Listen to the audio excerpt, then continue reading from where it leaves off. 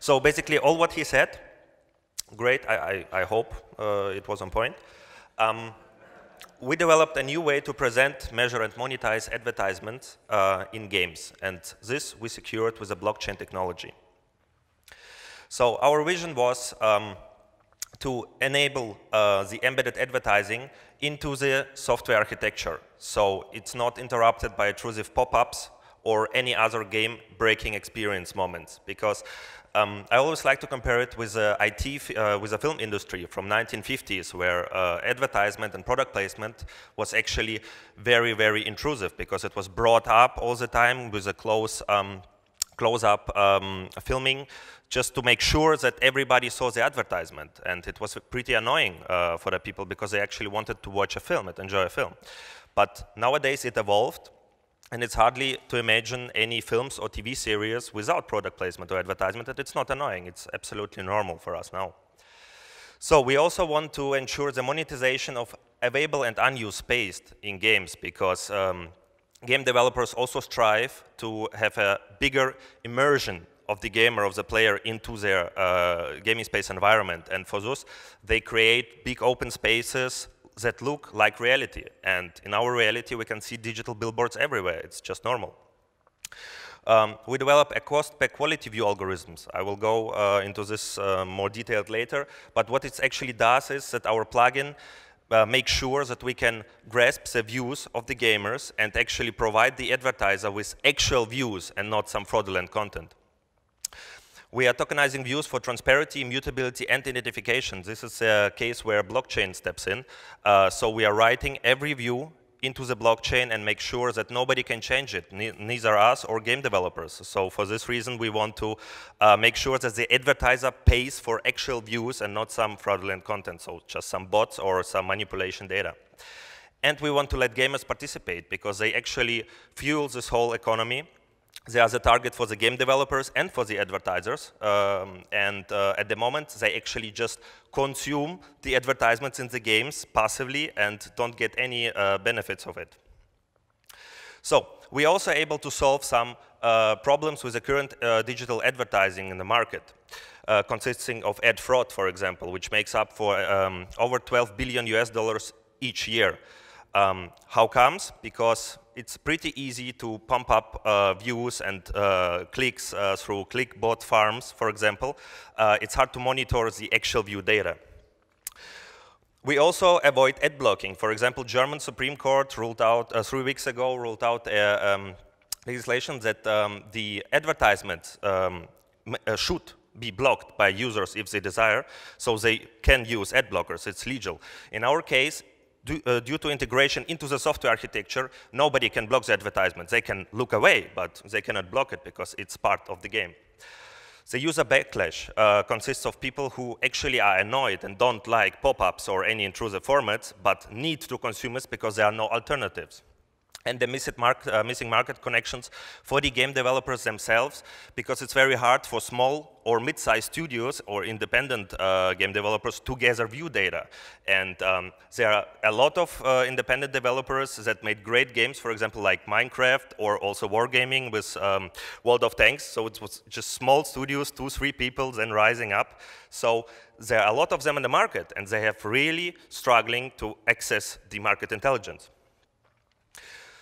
We bring value to advertisers due to the verification of every gamer and providing them the immutable view data from the analytics part from our side. We have a cost per quality and dynamic billing according to quality of ad impression. This means we actually have different stages for the view of advertisement. For example, if it was viewed pretty well, 40% of the screen for 5 seconds non-stop, for example, then we can say, okay, it's a pretty good view because actually the gamer understood what he saw. But if it's like in the game and he's just turning around, so the billboard and then turning around further, we say, okay, you don't pay for it because pretty much he didn't really recognize what's on there. Embedded ads are not interrupting the experience, so we ensure that the gamers, which have an acceptance rates as high as 90%, so it's as close as it gets for the embedded in-game advertising, leading to more positive reactions from their community. We reward the users, and also combining the non-intrusive ads in-game with a click-through rates on our platform. So it means we are not losing this possibility. Afterwards, when they claim the rewards, they can proceed to the advertiser or the brand's website and, for example, with incentives of bonuses, buy their product. This is how it looks like. For example, so we have an absolutely embedded advertisement in, for example, here, a house. It is a TV screen. We can stream videos in it. And just to understand, it's just a part of the game. So it means the user moves through it, he can watch or he can proceed, as you would do in real life as well. So the marketplace that we are working on currently will work with programmatic advertising. What does this mean? We want to match a lot of game developers, as well as a lot of brands, regional, national, or international brands, to come to an agreement and to negotiate a contract so they can actually provide advertisement into those games and vice versa. Because it's very hard for them to reach out only with help of agencies or personally. But if you have a small studio, it's very hard to actually find a proper brand for you. So for this, you need a marketplace. So just to sum up, we have an embedded advertising in the game. We have a tracking and evaluation possibility, which also ensures that we are decimizing ad fraud. We tokenize every view, every ad impression. We give an additional revenue stream to the game developers back, so they can actually monetize their game even more. We work cross-platform, because it's available for PC, VR, console, and mobile. And we have an ad blocker avoidance completely, because we integrate it into the game.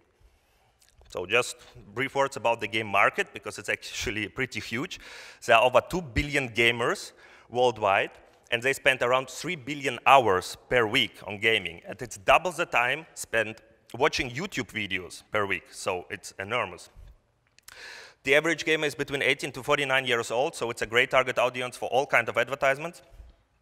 And their revenue surpassed $100 billion in 2017, making it a bigger industry than the film industry or music industry. The biggest ad industry is actually digital advertising, because after 2016, spending for digital advertising surpassed spending for TV advertising. And it's the fastest growing market, which still has a growth with double-digit percentages. Our plugin, functionality of it, the developers create an ad space on our marketplace and in the game. So it means they can, in the files, show where they can place the advertisement, where it would fit, actually. And this is done because our plugin is tied to the graphical engines, Unreal and Unity at the moment, which make up for 70% of market coverage of game development. And then the advertisers are getting matched, for example, regarding genre, age, and other parameters that would be interesting to suit the game. We have an optimized placement through machine learning, because actually we monitor the behavior of the gamers, and we can say and we can predict, okay, which advertisement would be more interesting or more beneficial for them. Then we distribute the ad revenues more fairly to developers and gamers, because we want gamers also to participate in this whole ecosystem and get something of it, because gamers love this actually. And it's a proper way to do, because its gaming community is huge and is very active. And every ad is its own transaction that is stored inside the blockchain.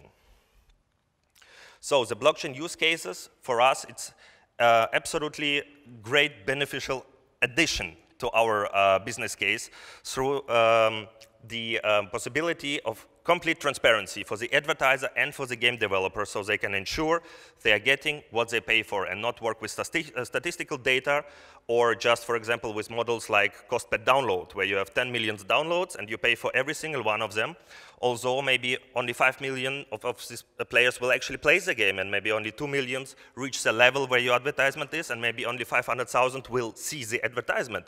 But you pay for all 10 million, and also for you, you are not sure how many people show it, see the advertisement in reality. And we can say it was 527,134, for example. So this is the benefits here. We need a high scalability and regularity conformity, because we need a high throughput for the advertisements. And we are monitoring close projects like, for example, EOS, Cardano, or Hashgraph, which would actually ensure the possibility to adapt our plugin on their platform. We make use of dual token model.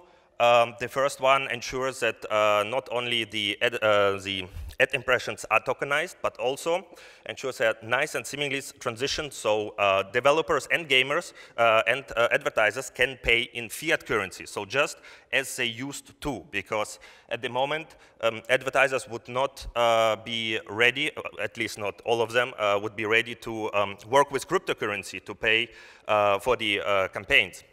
So we have two possibilities, two options. They can pay with cryptocurrency if they want to, if they wish to, but they can also pay just normally with euros or dollars, and the game developers will get dollars or euros back out of it. And the merit coin is our utility token, which is actually used to, for example, reduce transaction costs, of the usage of our platform. And it's locked up in a smart contract to also gain access to different features, as example, reduction of transaction fees, access to market intelligence, or gaining voting rights, and also providing voting rights to the gamers. So regarding the competition, the PC market is barely opened up market. PC, VR, and console markets actually have almost no advertisement in there. If sometimes, then it's more promotional games, which are not really of great value, as I would say as a gamer myself. However, we ensure the possibility that this whole segment can actually participate also in the advertisement industry. On mobile games, it's different because there are a lot of pop-ups, a lot of intrusive formats that are actually providing advertisement just to the lack of alternatives. And so we provide an entry to a new market and provide a great alternative to the mobile market. The ICO details, we have pretty evenly spread proceeds, for example, for law, tax and strategic, IT and software development, financials and administration, as well as sales and business development, and marketing and events. As usual, we will be conducting our ICO approximately next month, by the end of next month, starting with a pre-sale bonus of 20%. The team, to mention a few, Andreas Schems, our CEO and co-founder, 2.5 years ago, founded the company and actually started to develop VREO. The guy I know for 15 years, so we kind of raced together, and we're also playing a lot of games together. Alfred Steyhoff is our managing partner and co-founder as well. He managed a huge company in the energy business sector with $500 million revenue every year.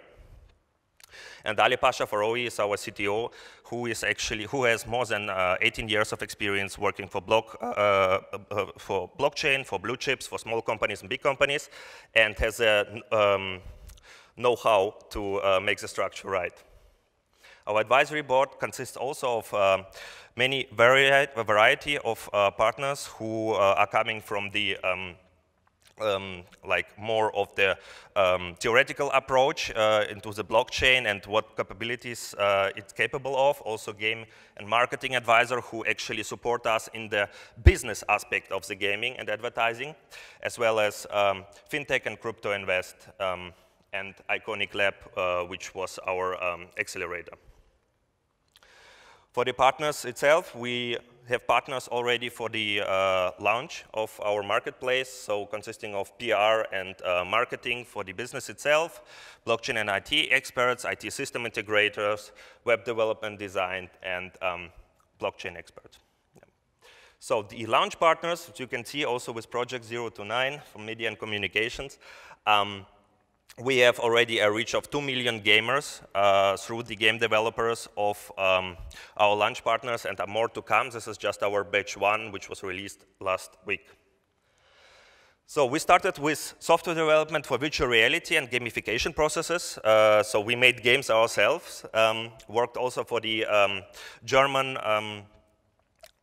Bundesministerium für Wirtschaft und Innovation. This is like a governmental institution which works on innovation for the German project.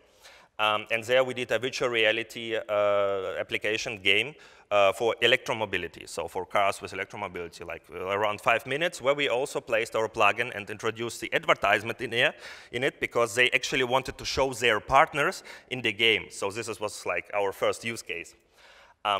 Then we got our funding, the first funding in summer 2016, and moved on until we reached a state where we could actually work with our plugin and started marketing and like the ICO preparation. So thank you very much. Köszönöm. If you have any questions, I'm here, so just hit me up.